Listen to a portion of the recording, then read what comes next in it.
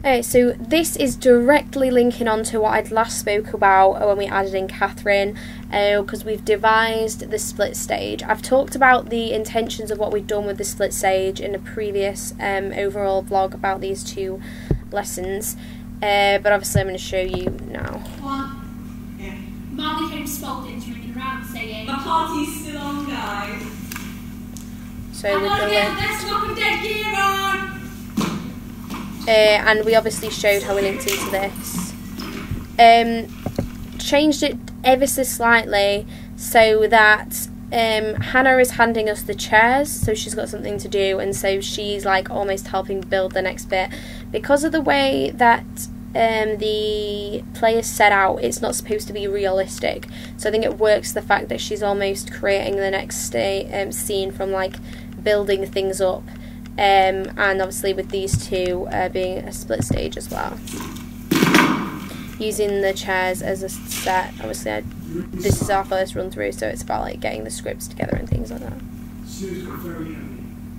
It's got to be inclusive with the line responding to Lights up. The element of control, like Catherine and Hannah too are controlling the two scenes that are going on. We've got Delisha and Tamara that are frozen whilst Caitlin's talking to the audience, whilst Caitlin's talking to the audience, and obviously when Cameron's talking out, he's talking to the audience as well. But it's easier to show that separation when it comes to Caitlin and talking to the audience because the characters around her are frozen. Inside Delisha's building with Delisha and Tamara, you look fabulous, they look fabulous. You're waiting for your cab to take you to Molly home Spalding's party. It's not coming. You're waiting. Lights down. Scan starts. Move.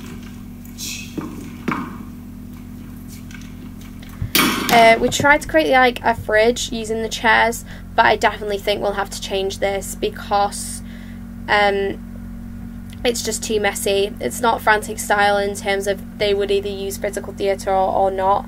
Over here and this side we've got a lot of body prop with Catherine, whereas we're using physical props as chairs, so I think we need to use less physical prop, more like body prop, in terms of we can still use the chairs and utilise them in terms of creating cool movement, but we don't need to be as realistic with it all because it sort of detracts away from the overall picture, and the audience can imagine and figure out that we're taking food from a fridge.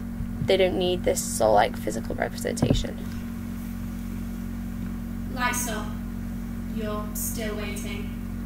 Lights down. I think we got the idea of them progression of time though, and feeling more fed up as it goes.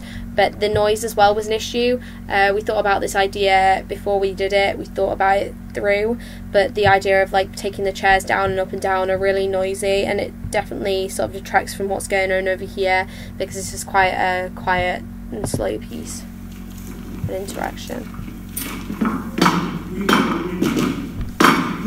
Yeah, so you can't hear what Marlon's saying here, and even though it creates like a nice image frame at the end, it needs to be more like in flow with the two pieces because it feels too separate at the minute. But I like the idea of Catherine with her hair down and Marlon taking a photo as if she's the weird girl, which is our reference to the weird girl. Lights up. Still waiting. Lights down. So obviously all the mentions of like lights up, lights down is in the script, so we need to figure out what we'll do with that, but we might just leave it as like a symbol for the finishing and the start, because visually it would be really difficult to get the lights up and down of the facilities that we have. But I think it'll still have this like a good effect, so we shouldn't cut it out because it still shows the separation of the scenes and progression of time. Lights up. Still waiting. We could not go. I think maybe there should be a bit more interaction between Catherine and Marlon because she's just standing there a lot, unless we do have the lights down and she's not easily seen. Same with Hannah too, who's over here, so there could be more of an interaction there. It would definitely enhance the piece more. Here's the plan. You could go to your bedroom, Delisha, and invent a dance routine. I think one thing that you definitely lose when you're doing physical theatre and frantic assembly is characterisation, so we need to be sure to keep that in, but I think we're doing that quite well, especially in these smaller scenes as well, but still making sure that it is frantic assembly style. The balance of that is something that as a group I think we definitely need to remember and still try our best to not lose. I think we tried to do that with Hannah, but the way she moves the chairs afterwards when we got feedback needs to be more organised. There needs to be more of a purpose behind all of this, which we're going to obviously evaluate and need to figure that out.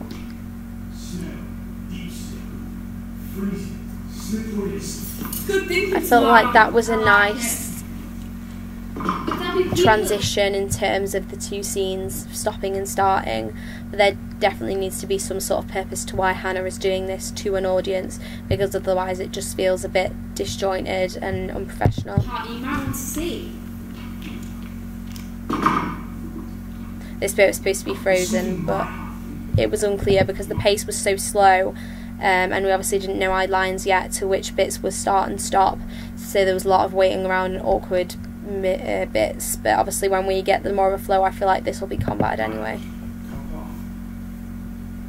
You might be like, hi Cameron, dance. We use the idea of levels to bring the two scenes back together, these two embodying the inner thoughts of Caitlin and Cameron, of the potential outcome of what they're talking about, this internal showed visually, externally, which I definitely feel is a big frantic idea, because they want to show all intentions physically. It's all about showing the audience and demonstrating it physically, not sort of these subtle